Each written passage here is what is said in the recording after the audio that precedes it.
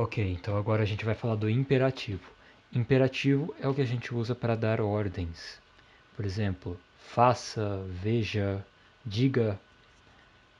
É esse tempo verbal. No russo, em geral, existem três formas de fazer o imperativo. A primeira é com o final i, a segunda com o final i curto e a terceira com o sinal brando. E para formar elas, a gente tem que saber a primeira pessoa do singular, que é o eu, e a terceira do plural, o eles. Então, por exemplo, com o verbo gavarit, eu preciso do primeiro do singular e o terceiro do plural. Então, ya gavariu é o primeiro do singular. Ani gavariat é o terceiro do plural, terceira pessoa do plural, ok? Tá, e como que a gente faz o imperativo? A gente vai pegar essa terceira pessoa do plural, gavariat, e a gente vai tirar o final dela, yat.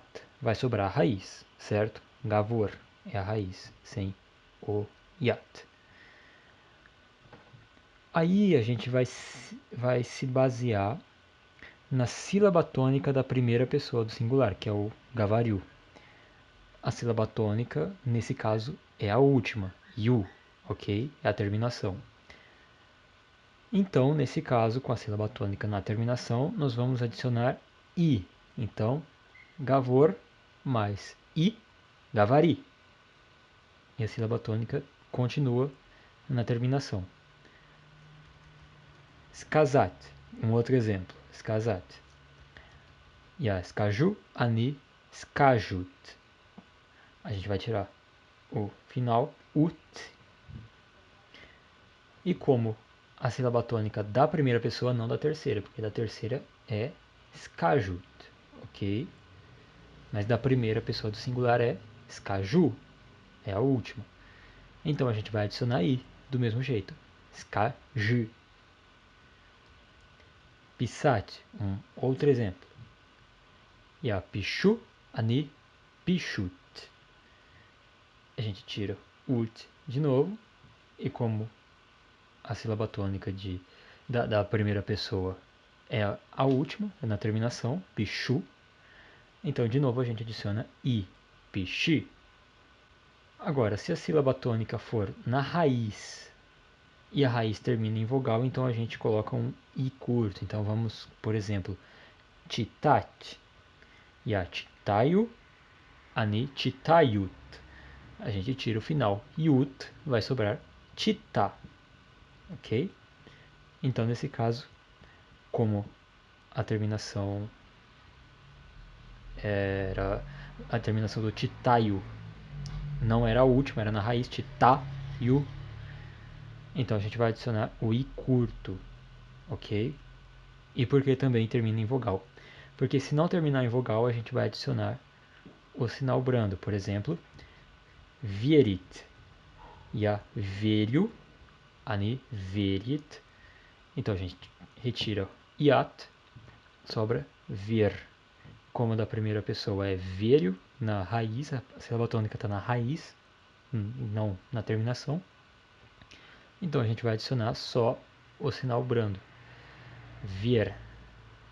Então, em resumo, você pega a primeira pessoa, se a sílaba tônica for no final, adiciona i. Se não for, adiciona i curto ou sinal brando, dependendo se a raiz termina em vogal ou não. E com aqueles verbos que terminam em avat, igual chustvavat, que a gente viu que para conjugar a gente troca esse avat por u e só depois adiciona a terminação. No imperativo é a mesma coisa. A gente vai trocar o avat por u e adicionar a terminação. Então, chustvavat, ya chustvuju, ani chustvujut. A gente tira yut e como termina em u, então vai o i curto, chustvui.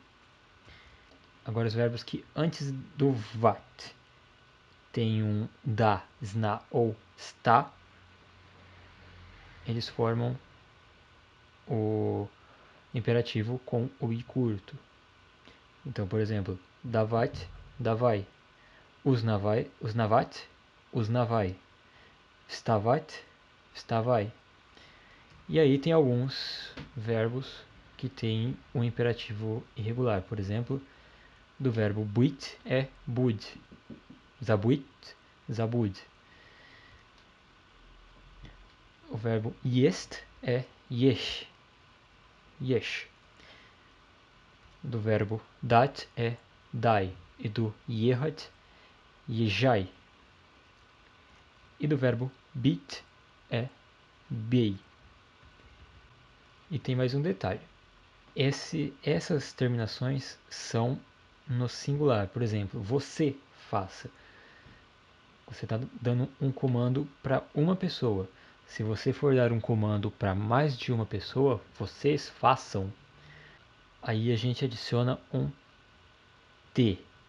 T, ok? Então, por exemplo, gavari, gavarite, skaji, skajite, pishi, pishite, chitai, chitaite, ver, vierte, чувствуй, чувствуйте. Ok? Coloca esse T no final e já é, tá certo. Agora, o uso do imperativo em conjunto com o aspecto verbal perfectivo ou imperfectivo.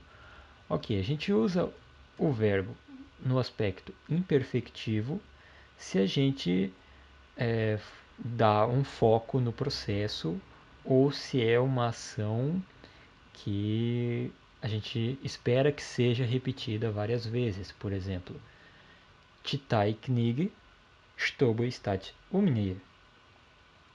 E a gente usa o aspecto perfeito se o foco for no resultado ou se a ação, a gente espera que a ação seja praticada uma única vez.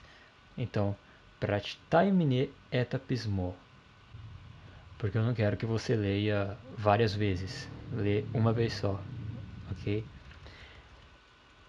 E aí, com a negação, fica assim, o imperfeito para negar tipo, não faça, ok? Então, a negação com o aspecto imperfectivo é uma proibição ou algo que não deve ser feito. Por exemplo, не говорите громко, идет экзамен. Ok? Que não é para falar alto, não pode falar alto. E com o aspecto perfectivo é como se fosse um aviso ou um conselho para não fazer algo. Ничего не скажи ему, ok? Não fale nada a ele, é o que eu estou te aconselhando. Não é uma proibição, é um pedido, vamos dizer assim. E é isso.